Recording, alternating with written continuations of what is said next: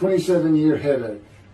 Chapter 5 of the life of God's righteous servant of Isaiah 53. The same year I graduated from law school in 1982, my son Justin was born. In 1985, my daughter Brooke was born. And in 1988, my youngest child and daughter, Laura, was born. I was making good money, though I expected a lot more, in my first job with a law firm that specialized in collections. I also tried my first civil case, which, while working there, which was a nerve-wracking event, first trial. The first day I entered the courtroom, the judge asked me if I was a law clerk. I had a very youthful appearance, though I was 28 years old, not 20, common age for a law clerk. My youthful appearance in junior high school and high school with my long, wavy blonde hair, I usually kept in a ponytail, had way too many people tell me I looked like a girl.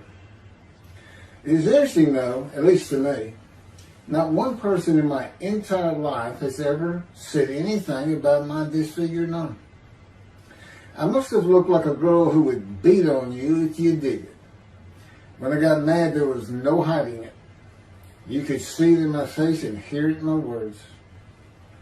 When I was 28, Brooke was born. I tried my first civil case, and the bane of my existence on earth began. A never-ending headache that I generally thought to be associated with post-traumatic stress disorder.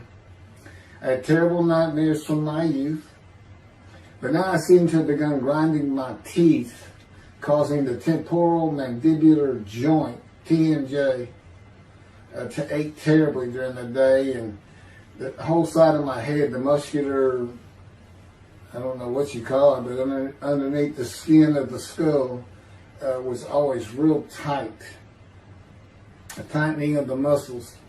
It was difficult to even talk to people at some points. For 27 years I had that headache. I tried everything, even surgery on the TMJ, and another surgery where the doctor severed my upper jaw and then trisected it from my skull and spaced it to fit my lower jaw. All to no avail. I could not stop the nightmares and the grinding of my teeth. Mouth guards helped my teeth, but the pressure was still there. I literally feared going to sleep. I didn't want to wake up the next day sometimes because I knew how bad the pain would be there again.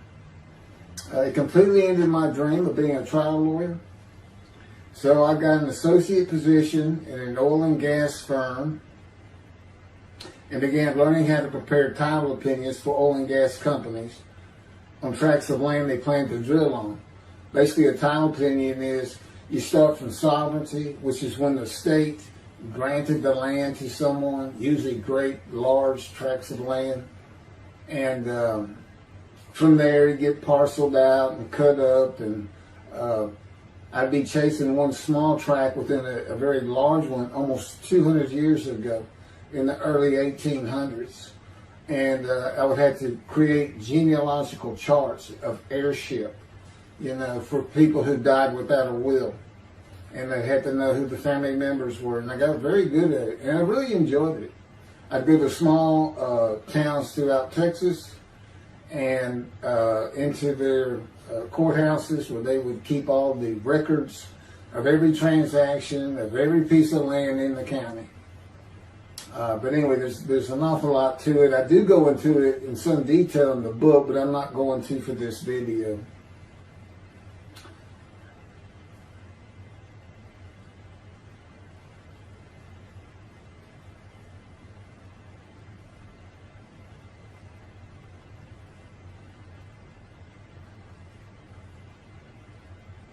Eventually, I had my own firm. It's just me in my own office, and I was doing very well, though billing hours for title work is generally lower than other areas of the law, by the hour. But I had also been involved in multi-million-dollar sales of production between oil and gas companies, probated wills, prepared affidavits of heirship, worked with landmen to fix title defects, appellate work, including arguments before justices, plea bargaining in criminal cases for defendants, and anything else that came my way. Then it all stopped, and once again I was fighting for my life in 2001. This is chapter 6, skin, colon, and lung cancer. Oh, just God would have me tell you, he gave me those headaches. When he came to me, I stopped having nightmares. He provides my dreams for me, man. And often as a learning experience. But the grinding of the teeth, everything stopped, and I thought it was just because I wasn't having nightmares. And took away any symptoms of PTSD, for which I was receiving money from an insurance company for disability, partial disability. And that went on for about 7 years. Then one day we're out walking, year 7 of 13, and I had that headache. It just came, and I just stopped. And I said, "You got to be kidding. You did not give me those headaches." He said, "Yes, I did. It's necessary.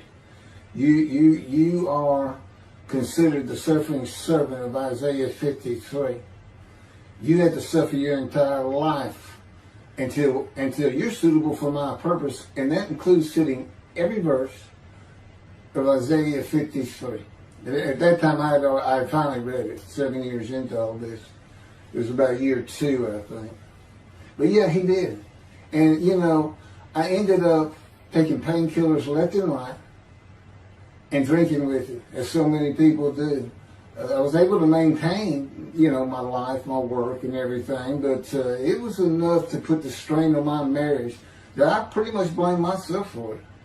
And I told him I did it. That's the only time I got hot. Disfiguring me, gut shot, those things, they didn't bother me. But I said, you know, you hurt my children terribly with that. Because I became a bad father. I mean, I wasn't the father I could be. I mean, they love me and I love them. We don't have any serious risks. They're off living their lives and they're all doing great.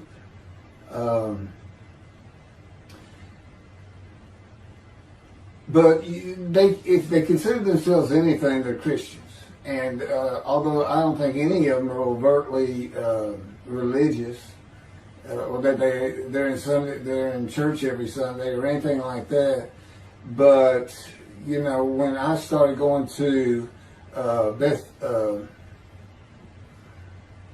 conservative synagogue here in town, and I told them I was converting to be Jewish, they're pretty much just saying I would be a Jew, I guess. I'm not sure, or that I didn't believe in Jesus was probably more of it, God says. But really haven't talked to them much at all in 7 or 8 years. So, but anyway, so God gave me the headache just to make sure.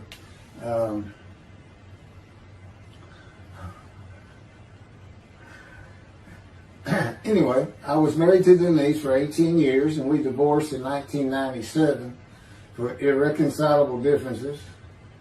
We agreed that she maintain custody of the children. The first to leave was Justin, and he came and lived with me. Then Brooke started getting in trouble, who is as tough as she is beautiful. Her mom's very difficult to get along with.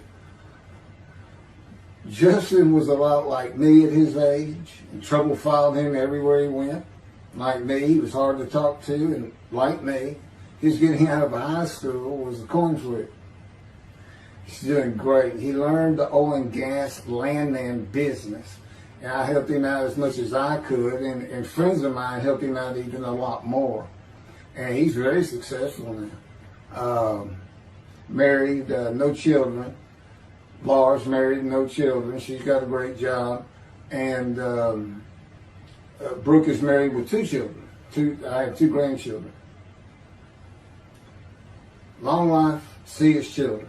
You'll see what I'm talking about, long life, when I get to the lung cancer that God chose to crush me with. Something had to be done, and to make matters worse, Denise had met a man and they were going to get married. But he didn't want Brooke. to be part of their new family, or Justin for that matter. He wasn't going to go stay with them anyway. Now, I had 2 of the children, and she had 1, but all still in her custody according to the divorce decree. So anyway, I stopped paying child support on those 2, but had not gotten around to the proper revision of the divorce decree when I took Justin and Brooke with me to live on the Big Island, Hawaii. Laura came with us to visit for a month.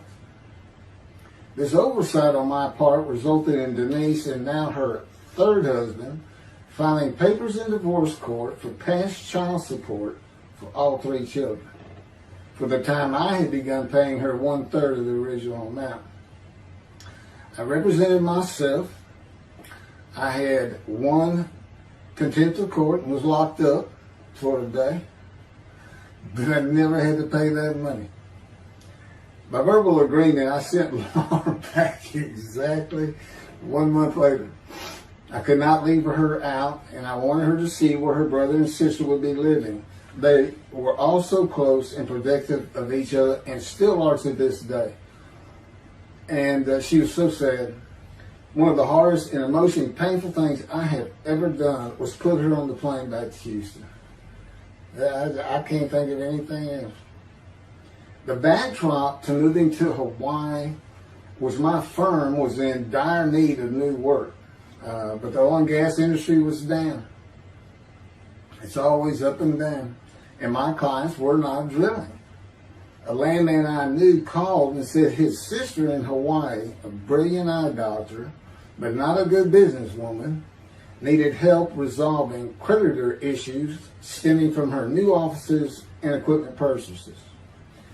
I told him it was a good time for me, as things were slow, and who's going to turn down a free expense trip to the Big Island, Hawaii? So I went and took care of everything without charge, but of course everything was paid for. When I came back to live in Hawaii, at the urging of the doctor that I had helped, who did not like the look of an abrasion on my chest, and it had been there for years, I was examined by a friend of hers, and it was cancer. I don't remember what the doctor called it. He removed it in surgery with a 6-inch diameter circular cut, and it was not malignant. I could practice in just about any area of the law, and all I had to do was pass the Hawaii bar exam, one of the toughest in the nation. While studying for the bar, my body, all at once, in a moment, told me something bad was wrong with me. I had been running, swimming, riding my bike everywhere I went, letting Justin have the car, and had been feeling good and strong. In a moment's time, I was weak and sick while grocery shopping, and there was a pain in my belly and my abdomen. I did not know it, but a large tumor in my colon had burst through my colon, and I was bleeding internally. I did not go to a doctor, which I guess is my nature. That, and I did not have medical insurance. Anyone asking for help, asking anyone for help unless things were at a critical stage, such as a bullet wound, was something I couldn't do. There's all kinds of personality disorders. I thought surely it would pass, and decided to just give it time and bear up to the abdominal and belly pain. I continued studying and took the Hawaii bar on Oahu and Honolulu in the summer of 2001. I had lived in pain for so many years from my headache, and passing the bar was so important, I just kept going day by day. Pain was getting worse, and but I kept exercising. It's the only time I didn't focus on the pain. I had always been a fast healer, and I thought in any day it would just go away.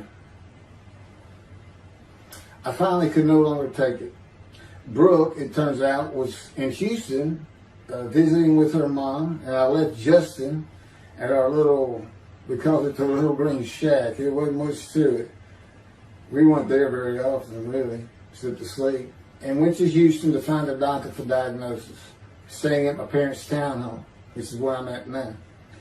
I had allowed my major medical insurance to lapse using premiums for child support when things had gotten lean. I just needed someone to tell me what was wrong. I would find a way to take care of whatever the diagnosis was. Early September, I was close to dying, lying on the floor of a dingy apartment of a friend who traveled for work. I could no longer get up to even try and get medical help. And I had not told anyone how bad it had become. Then the planes hit New York. Seeing how grief-stricken so many relatives were on the news, I began to think for the first time how awful my children would feel when they found out how and where I died all alone. So I asked my father, again, it's hard for me to ask people for things, for the money to pay for a colon examination that had been suggested by a doctor at one of those clinics you find in a strip mall, the only places I could afford. The doctor who performed the colonoscopy finally found what was making me so ill and unable to eat. A malignant tumor 6 to 8 inches long that had burst through my colon, and I was bleeding internally. You know, I come out of anesthesia, partial anesthesia, and he's holding this picture, and there's this great big purple blob, and he says, I couldn't get the scope past this. It's not a good way to wake up. To say it crushed me in my life is an understatement. The pain, the weight loss, inability to eat, all I could do was drink calorie drinks. Began about 4 months before the colon examination. That was 4 months of sheer pain. But as it turns out, I did pass the Hawaii bar exam. It was now early October 2001. The doctor told me, look, you don't have insurance. Go to Bentop Hospital. That's the hospital I went to when I got gunshot. I prefer gut shot. Sounds better. Yeah, man. And he gave me the pictures from the procedure showing what he could not get the scope past. Just shaking his head and saying, you should have come in much earlier. So I went to Bentop thinking I was here in 75 on October 5, dying, but I did survive. And here I am again on the first week of October 2001. I showed the pictures to the admitting nurse. Instead of them sending me to the waiting room, she just looked at me and she said, this is a public hospital. I mean, you can wait all day long to have a cold check.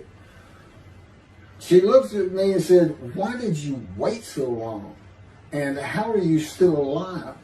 And I told her, I have no idea. She did not send me to the waiting room, but had an orderly take me immediately to a room. There they hooked me up to a morphine machine where I could hit a button at a time interval I can no longer remember and receive a small dose. I do know I never missed one. I was very depressed, and my parents who waited in that line for admittance with me looked so sad and depressed. It was not one of my better days, though I finally had some pain relief. Day after day, I lay there waiting for the next test they would run. It was during this time I received notification that Denise had filed papers in the divorce court to recover monies for the time I was taking care of 2 of the children. It's also when I received notification from Hawaii that I had passed the bar exam.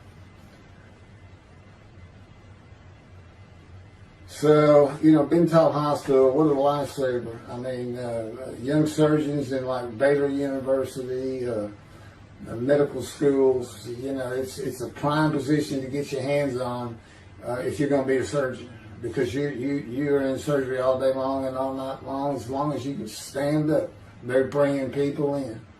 It's just a real hot spot in Houston and a great hospital, but it's not a place you want to stay. You really don't. My doctor would come in and be out so fast, I never knew what was going on. He did tell you my previous surgery to my abdomen, where they opened me up from stem to stern, complicated removal of the tumor. On October 25, my son's birthday, who was now stuck in Hawaii, They cut me open again and removed the tumor. It was about a week or so later, I was released with a schedule for chemotherapy. I returned to the dingy apartment all alone, and I just stared at the television for weeks. I did, and chemo is so depressing for those who had to go into it. A small room with big chairs for about 20 people who all looked like death, including me. Everyone with an assortment of bags of chemo dripping into our arms for hours. It took about 8 hours before I really got sick from it. And I had to park a long way to avoid paying for parking and drive a long way to the apartment. It was a very gloomy fall and winter. When I completed my chemo of once a week for 6 or 9 months, more tests were scheduled. I do not remember how many months the chemo lasted. I do remember I did not finish, missing the last 3 sessions. At the end, I could not get out of the door without bursting into tears and just not going. It just wore me down to nothing. On the bright side, it was my door. I had my own apartment called the Loft. It was brand new and very nice on a bayou close to downtown Houston with a running trail alongside it and lots of woods near Memorial Park where I had been running a 3-mile circuit since high school. I returned to being told for follow-up tests, including x-rays of my chest, and the colon cancer had not returned then and to this day. The chest x-rays were another matter entirely. The doctor told me he had bad news and showed me the x-rays telling me the white spots I was seeing was cancer. They were everywhere. Lungs full of cancer, he said, at a stage I could not be treated with any success. My dad was with me, and I asked the doctor, well, what does that mean? And when he said you need to prepare for death, the look on my father's face was so sad and hurt at the same time I'll never forget. And we've been through some tough things in this house. Every house we've been in. It didn't affect me one bit. I did not feel anything. I was too beat down from the chemotherapy to care, I guess. God tells me I had a lot to do with that. And in fact, no matter what they said, I didn't think I was going to die. But I didn't know that. I just wasn't having that conscious thought. And God says he had a lot to do with that. And of course, he hadn't spoken to me yet. I had never seen a doctor for cancer or any other ailment since that day. I had to get Justin home was all I thought about. But I needed money. I found an old client that needed a title penny for a drill site well. I struggled through that and got my boy back to Houston. And it was tough. I was so weak. And it's been so long since I really had done any title work. And just going to pick the work up and visiting with the client was a major to-do for me. But we got there and I got Justin home and he went to live with some childhood friends.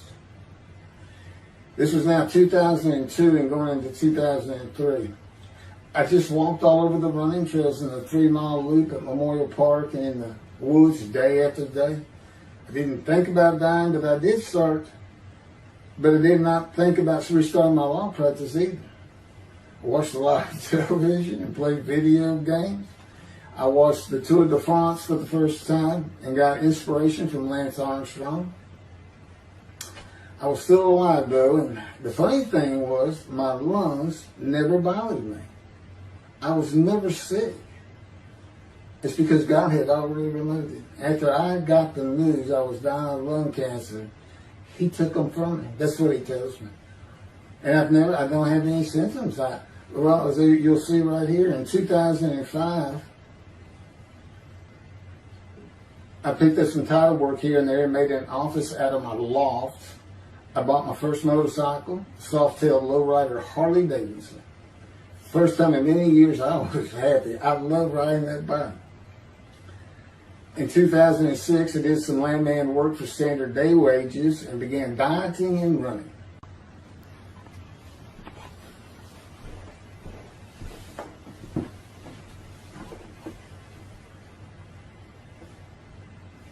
Once once again, my camera only goes for 29 minutes and 59 seconds, and I'm gonna back up just a little bit. In 2006, I did some land work for standard day wages and began dieting and running. I had never been a swimmer in terms of training for it. I love the water and swimming, but I never trained with laps at different paces and various distances. Mostly because I was so slow, because of my right arm. I was reaching an age, though, where endurance in my running was more important than speed. And so endurance swimming was too. In Hawaii, I had seen the athletes come to Kailua Kona, where we live and where the Ironman triathlon begins and ends. Matter of fact, my little green shack was just right on the route where they start. That was a fun week, and it was amazing watching the athletes train and prepare for the race. I would think to myself, a human being, the human body cannot do what they are doing. Yet they were, and they did. It's just amazing. I decided to learn how to swim more efficiently and how to train for distance and endurance. Get a regular and triathlon bike and enter some triathlons. I was still alive and finding a direction and purpose in my life. Training every day for long periods of time. It really helped with my headache, and I slept better. In 2007, I signed up for the March 30, 2008 Lone Star Half Iron Triathlon in Galveston, Texas, and the October 5, 2008 Longhorn Ironman 70.3 in Austin, Texas. You cover 70.3 miles, and you got to do it under 8 hours. And I did real well in the first one. As far as my time, it's 7 hours and a little bit, but I barely made it without disqualification in the one in Austin, and it was primarily because of the hills. It's this very hilly area in central Texas, I guess. But I did make it, and swore I'd never do another one. But I did it after the first one too. It's tough. My insurance was still paying for my inability to work, primarily based on the headache and a diagnosis of PTSD. So I was not working, and I got real serious in training to swim the 1.2 miles in the ocean, and that would be in Galveston and in a lake in Austin, 56 miles on the bike, and a half marathon, 13.1 mile run. That's what I was able to do with a diagnosis in 2001 of lung cancer that could not even be treated, stage 4. And that's just about impossible. It would take a miracle of God for that to happen, because generally you're going to die within 1 year. They say if you get lucky with good medical treatment, you might make 5 years. But 1 year is the standard, if you can make it that long. That's my proof that I offered myself to guilt for God. Because you can't, it's not something provable. All you can do is show the results of that offer. And again, guilt's an emotion. I got way too many videos and everything to get too detailed on it. But that is the proof. You know, I got the colon cancer 20 years ago when the planes hit New York. And it was that was 2009, right. Too many things go through my mind when I start thinking about those cancer years. But God, He removed it. He had something for me to do, but that's verse 10. God chose to crush him with disease.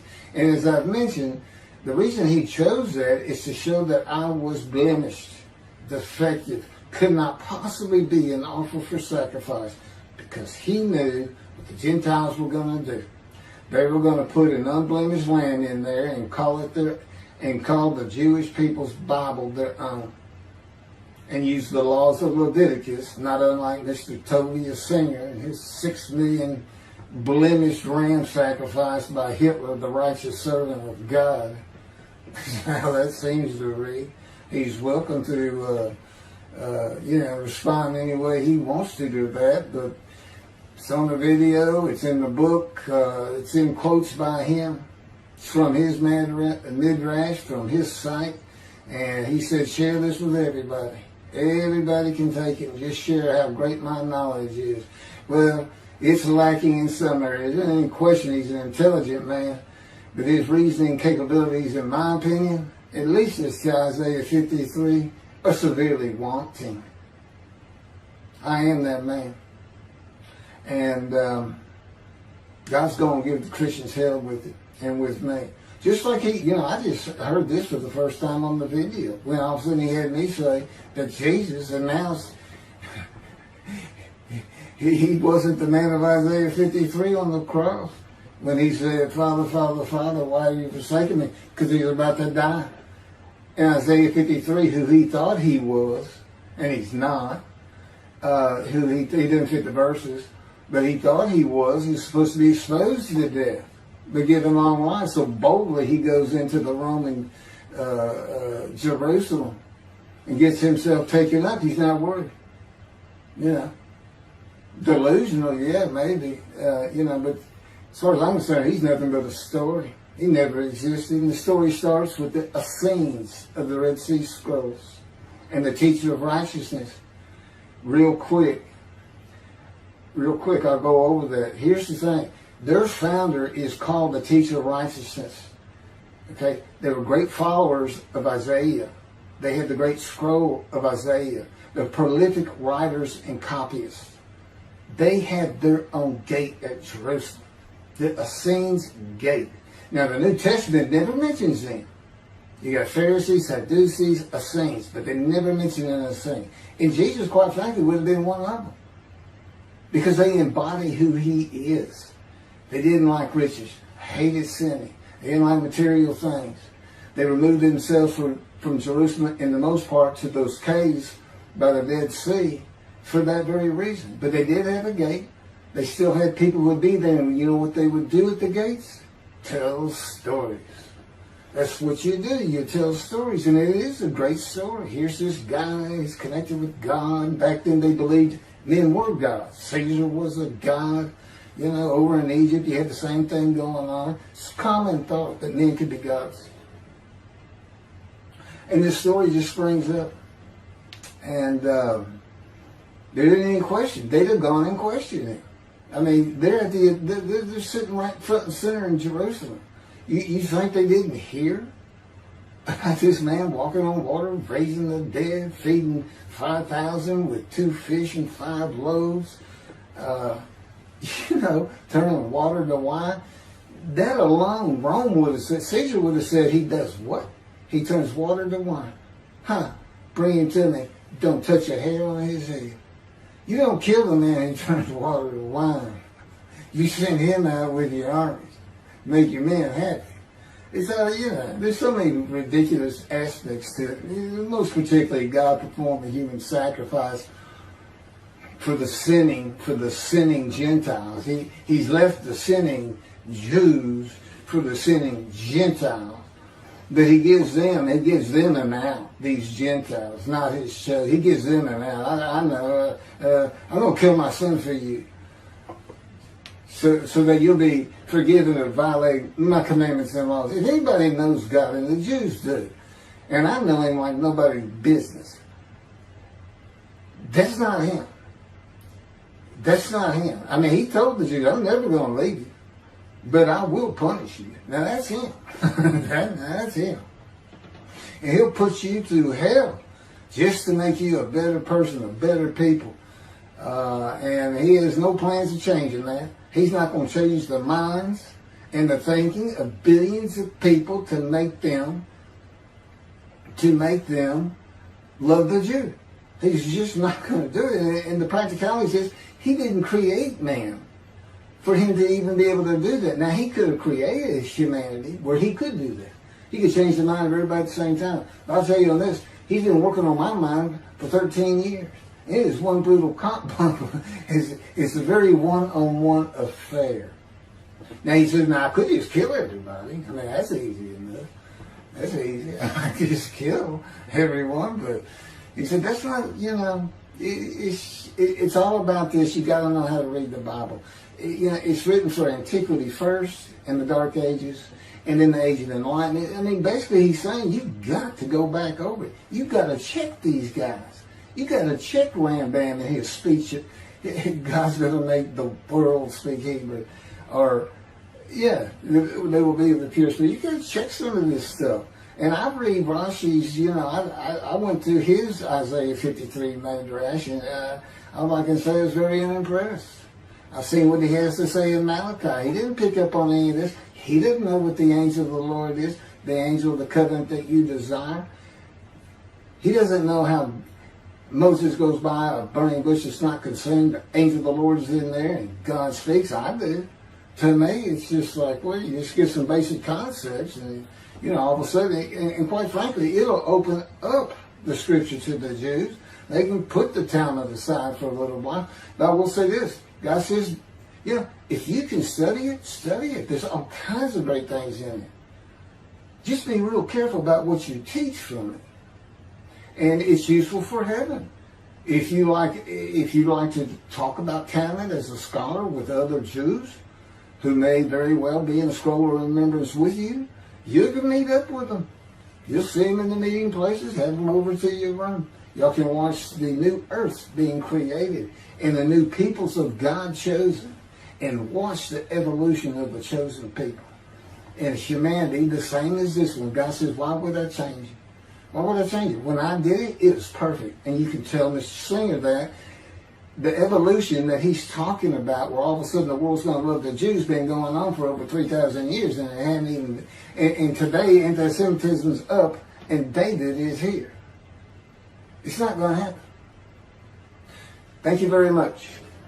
I will be doing. Was that 5 and 6?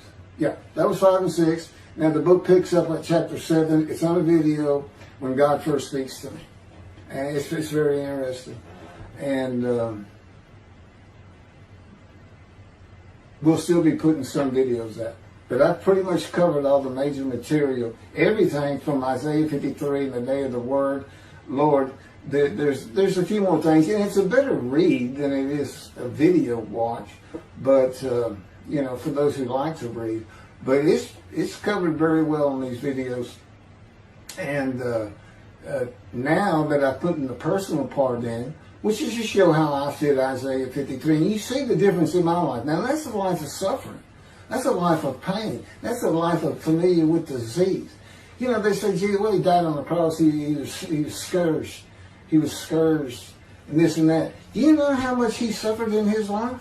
I mean, he's not even in the conversation as a man of suffering. He's not in the conversation. Thousands and thousands and thousands of people died horrific deaths back then and by crucifixion. It's not the only one. This is descriptive of a man in his life. So you can find him, identify him. And what did he do? He never suffered. He was never sick, ever, until the last day of his life. He's 30 years old and he's got one day under his belt of pain and suffering. To me, you're not even in the conversation. I mean, that's nothing. That's not even suffering. That's just, you had a bad death, sorry. You got whipped first. You got whipped. One gospel says the scourging was an open-handed slap to the face. Now, the other three do say scourged. But then and then every movie you see, he's carrying that cross. He's all whooped up and bleeding, this and that. He carries the cross in one gospel only. In the other three, it's carried for him. And then he's on the cross, and what does he do? Father, Father, why have you forsaken me? And then the gospel says, one of them, and then he gave up the ghost. He gave up and died. I laid in the back of an ambulance for 8 hours, doing everything I could in my power to stay alive. Just gave up the ghost. There's another video where we make that a little bit more humorous. Anyway, thank you for listening, and I guess that's it. Thank you.